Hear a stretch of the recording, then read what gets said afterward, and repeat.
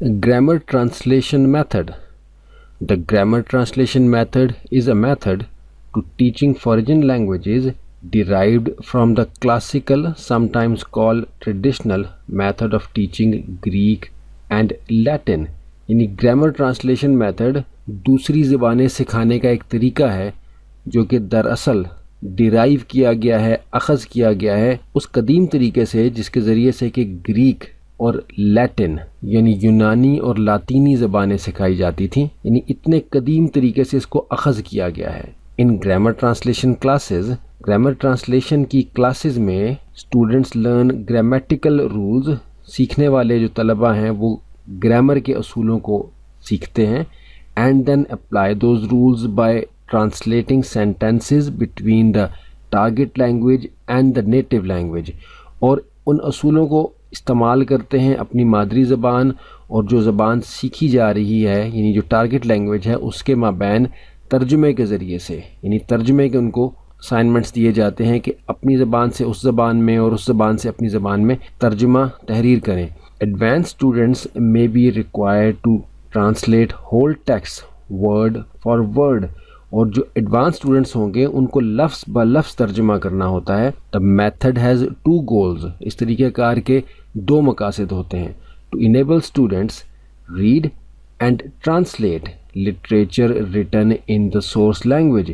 کہ طلبہ کو اس لائق بنایا جائے کہ وہ پڑھ سکیں اور ترجمہ کر سکیں۔ And to further students general intellectual development, یعنی اور اسٹوڈنٹس کی جرنل انٹلیکچوئل ڈیولپمنٹ کے لیے it originated from the practice of teaching Latin in the early 1500s، یعنی 15ویں صدی میں لاطینی زبان سکھانے کے حوالے سے جو ترتیب تھی اس کی بنیاد اس پر ہے۔ Students learn Latin for communication but after language died out it was studied purely as an academic discipline، جبکہ طلبہ یہ زبان سیکھتے تھے بات چیت کرنے کے لیے، لیکن جب یہ زبان ختم ہو گئی the language died out it was studied purely as an academic discipline، تو پھر اس کی حیثیت صرف ایک مضمون کی رہ گئی، یعنی عملی طور پر اس کا کوئی استعمال نہیں تھا لاطینی زبان کا۔ 15ویں صدی کی بات ہو رہی ہے۔ when teachers started teaching other foreign languages in the 19th century، یعنی دیکھیے کہ یہ 15ویں صدی میں ہوتا تھا، لیکن جب یہ زبان ختم ہو گئی لینگویج ڈائیڈ آؤٹ تو اس کے بعد صرف ایک مضمون کی حیثیت رہ گئی اس طریقہ کار کی۔ لیکن when teachers started teaching other foreign languages in the 19th century، لیکن جب اساتذہ نے 19ویں صدی میں فارین لینگویجز پڑھانی شروع کی، they used the same translation based approach as had been used for teaching Latin، تو انہوں نے یہی ٹرانسلیشن بیسڈ جو طریقہ تھا یعنی گرامر کی معلومات کے ذریعے ترجمہ کرنے کی صلاحیت حاصل کرنے کا طریقہ تھا، اسی کو اختیار کر لیا دوسری زبانیں سکھانے کے لیے۔ لیکن the method has been rejected by scholars and has no theoretical basis،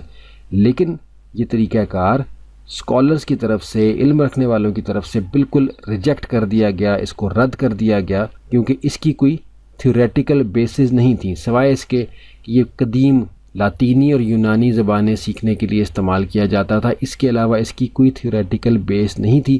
کہ اس کو اپلائی کیا جائے اور گرامر کے رولز جو ہیں وہ سکھانے پر اتنی زیادہ توجہ دی جائے۔ اور آگے بتایا گیا ہے کہ criticism of the term the overall concept of grammar translation has been criticised, اس پر اعتراض کیا گیا اوور آل مجموعی طور پر اس کے نظریے پر گرامر ٹرانسلیشن کے، due to a lack of verifiable sources that supported the existence of such a method, جس کی وجہ یہ تھی کہ کوئی ایسے ذرائع موجود نہیں تھے جن کے ذریعے سے کہ اس بات کی تصدیق کی جا سکے کہ ایسا کوئی طریقہ یا طرز جو ہے وہ وجود بھی رکھتی تھی یا نہیں ان دا 19th century اور ارلیئر، کہ 19ویں صدی یا اس سے پہلے اس کا کوئی طریقہ تھا بھی یا نہیں تھا۔ لیکن نظریہ یہ تھا کہ لاطینی اور یونانی زبان سکھائی جاتی تھی 15ویں صدی میں، لیکن اس پر کرٹیسزم یہ ہے اس اصطلاح کے اوپر بھی کہ اس کا بھی کوئی ویریفائبل سورس موجود نہیں ہے، بس ایک نظریہ ہے کہ یہ ترتیب اختیار کی جاتی تھی۔ تو ظاہر ہے کہ یہ بات سوچنے کی ہے کہ جب اتنی کمزور بنیاد ہے اور نتائج ہمارے سامنے ہیں تو پھر اس طریقہ کار کے اوپر انگریزی پڑھائی یا سکھائی جاتی کیوں ہیں جبکہ ہمیں نتیجہ پتہ ہے کہ لکھنے اور پڑھنے کے لائق ہو جاتے ہیں لیکن سننے اور بولنے کے لائق نہیں ہوتے؟